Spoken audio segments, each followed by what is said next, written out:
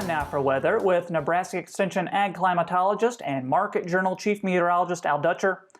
Al is back in the remote weather office again this week. And Al, what can we expect for the week ahead? Well, Troy, it's been a fairly decent week in terms of planting. We've seen a lot of progress occur as of the NAS stats of Sunday. We were at 20% complete. 16 was last year, or 16 was a 5-year average, 12% last year.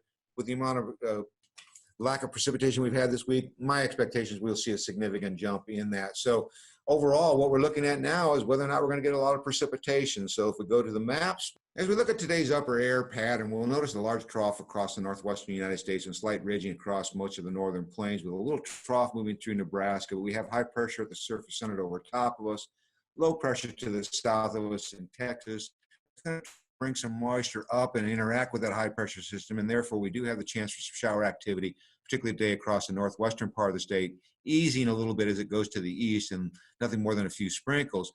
We start to see some low pressure developing on Sunday in the western high plains, and of course with that trough coming ever so closer, we start to see precipitation breaking out into the northern portions of the Rockies and potentially a few scattered showers in western Nebraska before the trough starts to strengthen on Monday as it comes into western Nebraska, and we'll see a surface low develop in southern Oklahoma. That will lift a lot of moisture up into the region. We'll start to see thunderstorm and precipitation break out across the Dakotas, edging into northern Nebraska, and that will start to slide toward the east-southeast as we go through Tuesday as that trough starts to dig toward southern Illinois. So high pressure will fill in behind it. The precipitation that comes into eastern Nebraska will be light at most, and most of the heavier and most significant moisture will remain to the north and to the east of us, so we'll be dry slotted once again.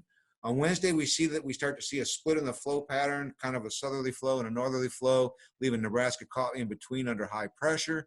Not much in the way of moisture for regions develop over the Texas Panhandle, but you can see that it's pretty much high and dry in the northern plains. On Thursday, another system starts to slide into the northern plains or the northern Rockies with a surface low development across portions of south central South Dakota. This will allow for some thunderstorm development across much of southwestern half of Nebraska, potentially some severe weather here. And that system intensifies even more as we go into Friday, starts to enter northwestern Nebraska. Surface low development in southeastern Colorado is a classic signature that we like to see for severe weather outbreak across the central plains. And in fact, the models are indicating we'll start to see some convection in Texas and also up in southern Montana. And that will slide into the region as we go into next weekend. So the 8 to 14 day forecast keeps the cold to the east and the warm to the west. And in terms of precipitation, although the models are shown below normal, I believe that we will see an above normal moisture with the system coming in this weekend. So, Troy, overall, it looks like we have some decent shots of moisture, particularly for southern Nebraska the end of next week and northern Nebraska this weekend with the potential for severe weather coming up. I won't be here next week, but I will be giving an extended forecast talking about the La Nina event, and I will be back here in 2 weeks. So take care, and we'll see you then.